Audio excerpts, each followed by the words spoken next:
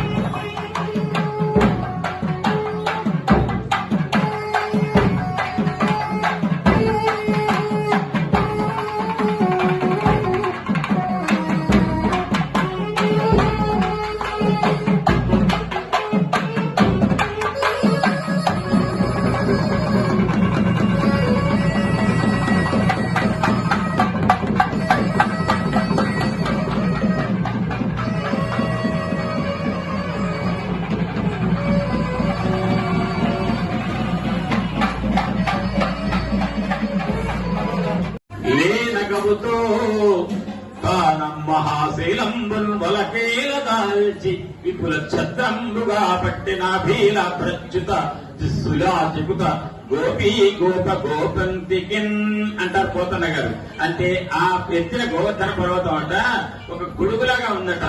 ఆ గొడుగులాంటి గోవర్ధన పర్వతాన్ని పట్టుకొని గోపికలు గోపబాలు ఏమో బుద్ధున్నాళ్ళు కదా, వాళ్ళు భయపడుతున్నారట. ఈ 7 ఏళ్ల పిల్లవాడు పొరపాటు పెట్టి కనుక నలిగిందనుకో ఆ పర్వతం పట్టుకుని మీద వస్తాం భయపడుతున్నారట. నోరు లేని ఆవులు ఉన్నాయి, వాటికి ఏం భయం లేదు. గోవర్ధన పర్వతం కింద వెళ్ళినాయి ఆవులు. అది గోపాలకుడు కదా వీళ్ళని. అప్పుడు అంటున్నాడు ఆ కృష్ణుడు, ఓ గోపికలు మా కూర్చోండి, మా కూర్చోమ్మా. అక్కడ ఉన్నటువంటి అందరిని ఉద్దేశించి గోపికలు గోపబాలు ఉపయోగించి బాలకృష్ణుడు అన్నట, బాలుండి తడు చిన్నపిల్లవాడు కొండ దొడ్డది మహాభారంగు శైలింపగా జాలంగోయని దీని కింద నిలువన్ శంకింపగా బోలదు ఈ శైలాంభోనిది జంతు సంయుత ధరాచక్రంబుపై పడ్డ నా కేలు అల్లాడదు బంధురారా నిలుడి క్రిందన్ ప్రమోదంబునన్. సంతోషంగా వచ్చి నిలబడండి రా, భయపడకండి. 7 ఏళ్ల పిల్లవాడిని అనుకుంటున్నారు మీరు. 7 ఏళ్ల పిల్లవాడు పర్వతం ఎత్తగలుగుతాడా? ఎత్తగలిగాను కదా, ఇక పడదు. ఆ పర్వతమే కాదు సకల పర్వతాలు. ఇప్పుడు అర్చక స్వాములు మహాసంకల్పంలో ఎన్ని చదివారండి? ప్రపంచాన్ని వర్ణించారు. ఆ మొత్తం వచ్చి నా మీద పడ్డవాడు ఏం కాదు పొమ్మన్నాడు బాలకృష్ణుడు అని. శంక లేకుండా రాండన్నారు. శ్రీపురి చరిత్రలో మొట్టమొదటి వచ్చేది అది. మీకు శంక ఉందనుకోండి భగవంతుడి కృప ఉండదు. శంక లేకుండా విశ్వాసం ఉందనుకోండి.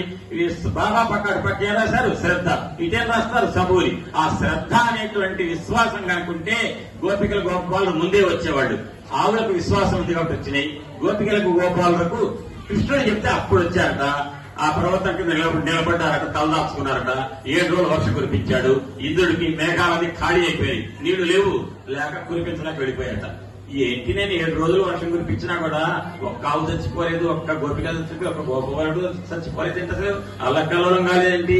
బాలకృష్ణుడిని తగ్గు పెట్టుకోవట్లేదేంటి? వాడెవడు? అమ్మా 7 ఏళ్ల పిల్లవాడు ఇంత మహత్యాన్ని చూపించాడంటే ఆయన ఎవరో కాదు, నాకు జన్మనిచ్చినటువంటి మాకు జన్మని కాదు, మా దేవతలకు సృష్టించినటువంటి బ్రహ్మకి జన్మనిచ్చినటువంటి మహానుభావుడైన శ్రీ మహావిష్ణువు అని తలచి, నాయన గోపికలు గో, గోపబాలురు గో, గోవులు గో, ఈ 3 గో అనేటువంటి 3 గోలను కూడా రక్షించినటువంటి విందాన్ని రక్షించినటువంటి మహానుభావ, నిన్నైతే గోవింద అని పిలుస్తున్నామయ్యా అని చెప్పి గోవింద పట్టాభిషేకం చేశారట శ్రీకృష్ణ పరమాత్మకు. కాబట్టి గో అంటే గోపికలు, గోపబాలురు, గోవులు. అంతేకాదు ఇంకా గో అంటే ఏంటో ఈసారి ఇక్కడికి వచ్చినప్పుడు చెప్తా. మనం కూడా వస్తాం అందులోకి.